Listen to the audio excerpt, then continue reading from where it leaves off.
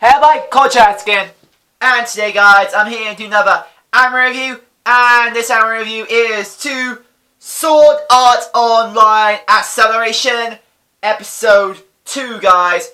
Sorry for this review late, because if you guys can't somewhat tell, my throat right now is not that great either, but I have been recovering from being sick. I've been having a bad cold for this entire week.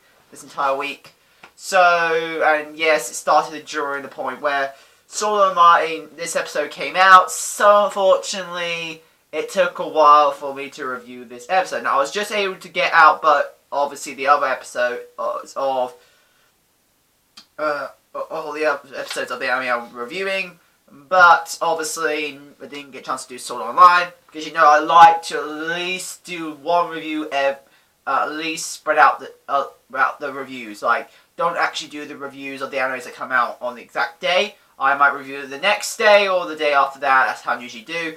Usually I try to keep breaks between them, so I at least do have a chance to have a break as well. But I digress. That's the reason why this one is super late. That's part of the reason why when this gets uploaded tomorrow, or in 1 day's time roughly, the next episode will be out anyway. So, and I'm more likely to review that after I review, if I remember correct, it is, I'm trying to remember the one that's going to come out, I'm going to end up reviewing along with Sword Art Online. I think it was a certain magical index. Yeah, I think that is going to be the one that's going to be showed first before I do that, and also so many colours in the future. That is also another one now I'm going to fully review before next episode of Sword Art Online. So I'm just mentioning that right there. But again, sorry for this being late, being sick all this entire time, and I'm still recovering right now. But anyway, let's get into a review of episode 2 of Sword Art Online Acceleration. Now, in this episode, as you guys remember correct, in episode 1, the ending, Kyoto obviously had been stabbed, had been drugged, poisoned by the last known death gun, the last known death gun that was still on the run. Now, at this point, we don't know how, but he somehow has gone to the world of Underworld. He's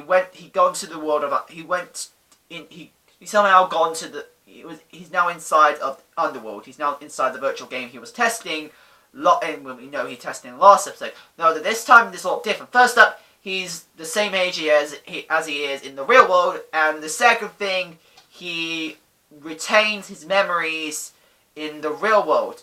But unfortunately, the price of that, obviously, he does not remember how he acted or what it was like in this world. So there is obviously information he's not aware of in this world, even though, again, he has lived in this world as well.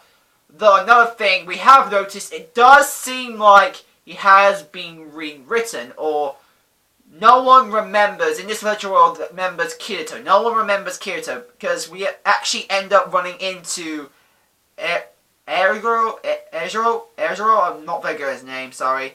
But we ran into the guy who was friends with Kirito in this world, who's actually now the same age as Kirito, right, who is somewhere in his 20s by now, same as Kirito, the same age range as Kirito right now. That's where he is now. This guy is right now.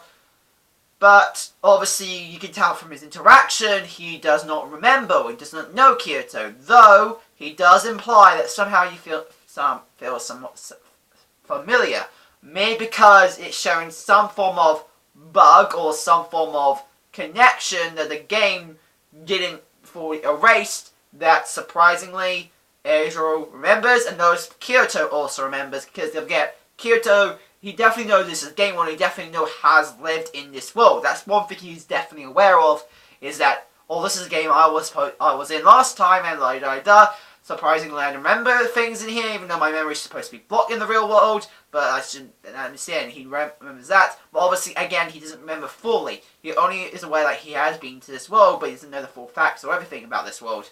So that's the only thing he does know, but because based on that, and obviously how both Ezro and Kirito are reacting, they obviously are, right now they don't fully know each other, because they believe they don't know each other, but you can definitely tell from their interaction that they do know each other. They do fully know each other. Obviously, because it's been rewritten, their overall date has been written. Because right now, I definitely will say this: he's acting like Kyoto. He somewhat acts like Kyoto. That's why I feel like what made it easier for this world to recreate this character, recreate the story a lot more easier without Kyoto being involved, because we obviously know, because when he tells us the history of what happened to Alice, he, obviously Kyoto has been there, he saw it, Kyoto saw it, but obviously Kyoto doesn't remember, and also Aisha doesn't remember, because obviously the world rewritten it in a way that makes sense, and makes logical why he would be the only one he believes that experienced what happened to Alice in that situation. But pretty much he implied it more as him and Alice, not including Kyoto, because obviously in this situation Kyoto doesn't seem to have existed at this point. So that is something to be aware of. The world has been written, so now Kyoto is now new to this world. He obviously makes sense because he's no longer the same Kyoto, because he retains memories from his real world, and he's not acting out the character he acts like in this world. So obviously that makes sense. The world wants to rewritten things, so make sure no bugs or no serious bugs come into play.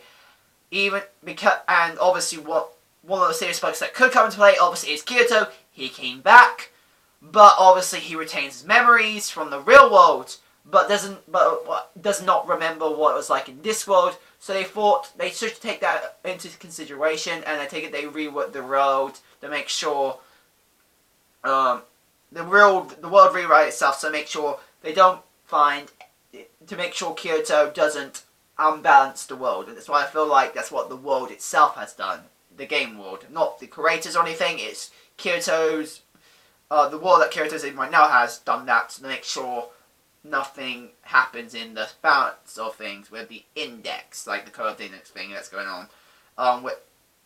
But we do find out a few things about this world. We find out that there is something called callings, or pretty much their dream job that their destined job they're supposed to work on.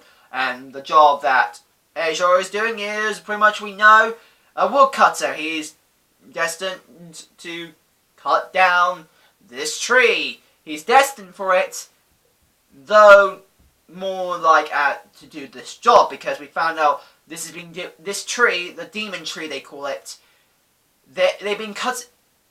This tree has been cut down 300 years ago. It's been this job. It's been this role. This specific woodkeeper's job to cut the tree down for 300 years. So every 300 years, obviously, someone has been. So every couple generations, someone else takes on the role of cutting down this tree.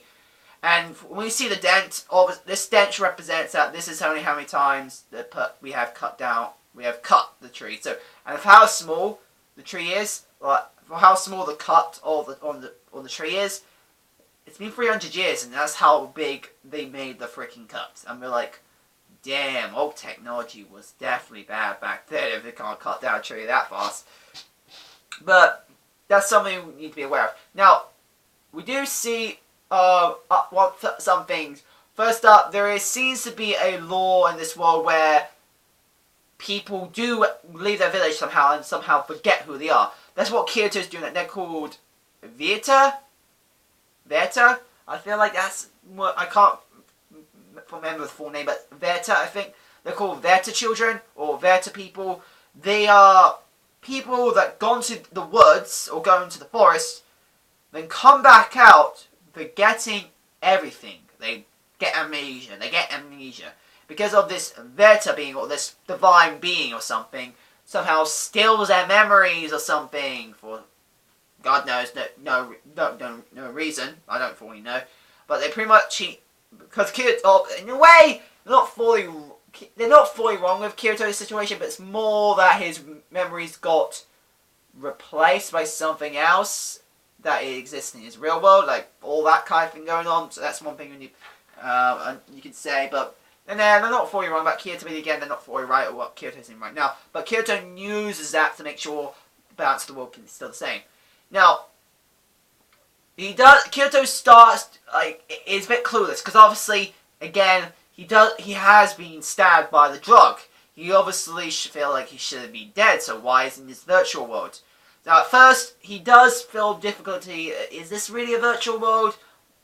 Then, obviously, he finds that it is, but it feels too realistic to be a virtual world. The only reason why he didn't get confirmation that this was a virtual world, where Israel, again, I don't know if I'm saying his name right, chose the sign, the S sign, to activate a keyboard or activate a computing program to show that it shows that this is a virtual world. But Kyoto has realized that none of these guys are NPCs. None of them are NPCs, but yet again they're not also players. None of them are players either. He realized that these people are like real people. They're not NPCs, but again they're also not players. So he's a bit confused in this. Now, like I said, most of what we've learned in this episode and last episode is more the lore established of what this world is about, of what Kyoto's supposed to do. Now, we do find out there's sword skills in this world. There is sword skills. Kyoto can use sword skills. Now, which obviously makes sense. Now, at first it feels like, oh, is Kyoto actually going to fail? But no, obviously, classic Kyoto fashion, he can use sword skills. And that's something to know about. And yeah, and he's going to use this as his calling, or the way to make sure keep his identity a secret is by making this his calling. He's a swordsman. In a way, makes sense, because call to arms, someone's calling can be call to arms, aka become a knight or something like that. That's possible in this world as well, so it won't be too big of a shocker. And again, it seems like people forgetting memories seems to be at least some form of common occurrence, because everyone in the village seems to believe that Kyoto is one of these Delta children that forgot their memories. Like, they seem to believe that quite easily. Now, at the end of the episode, we see Kyoto. We see Ajo go to Kyoto, take Kyoto to a church, so we can rest up there, get something to eat, and that kind of thing. Like, get a lodge to spend the night. That's what he did, and yeah, that's pretty much all that this episode is. It's just, again, more world building. It's more world building again. How this world works, how this world is like, how the environment works, how the system works, all that. So that's all I can really say that this episode's about. And I've got to say, it was definitely entertaining, a bit confusing, mainly because we still don't know what the fuck happened to Kyoto in the real world. We still don't know what the fuck happened to Kyoto in the real world. And that is so annoying. That cliffhanger is still there. That specific cliffhanger is still there. Which is annoying. So I want that cliffhanger. Like, obviously we were already aware that Kyoto is definitely not going to die. We are already aware of that. For what we know, he's definitely not dead. Unless, again, they went for isekai shit, he died and went to another world shit. If they did that, I'll be like, what the fuck, man? But obviously, this is definitely not the case. But if they did that, I was like, really? They actually killed Kyoto? That'd be funny, but obviously, we know Kyoto's not there. We obviously know Kyoto's not dead, but we still want to know how, when did Asuna, where did anyone able to get Kyoto to be plugged into the system? Now, this feels like with the Yuki situation. They seem to be using the Yuki situation where they keep Kyoto's body and conscious in this virtual world to keep him alive. I feel that's what they're doing here. It's like the Yuki situation. But it makes sense, and it makes sense why Asuna might be the reason why they're able to bring Kyoto into this situation. Because again, we get Asuna had a friend who was like that as well. Who was in a position where they had to stay alive through a virtual system to make sure they stay alive. But that's what I feel like what Kyoto's in right now. And I gotta say, Rosa Rosario definitely does play a part in this arc, which is something to be aware of. So that's quite interesting to know. To realise that could be the reason why Kyoto is in this world and why we have not found out why he's like that right now, because possibility they want to reveal that there's connections to this, to Rosa Rosario, Mother Rosario. So that's something I really want to know. But overall, there's nothing else. The animation looks good as always. Most of it was more still frames again, but overall animation looked good. I don't see any problems going on, and yeah, that's all I've got to say. And guys, that's my anime review to Sword Art Online Acceleration or Sword Art Online Season 3 Episode 2. Hope guys, I got my chat fans today. For guys, there's a female, go down below. My address there, and yeah. And also guys, if you want to help me on Patreon, my Patreon's down there as well. And also guys, if you want to follow me on Facebook, Instagram, and Anime Mino, these such much to do. On Facebook and Anime Mino, just search Connor Travis, the same name as my channel. And if you want to search me on Instagram, it's at Connor Travis 1998. Hey guys, I hope you guys get comment, subscribe, and I'll see you guys later. Bye guys! Wow.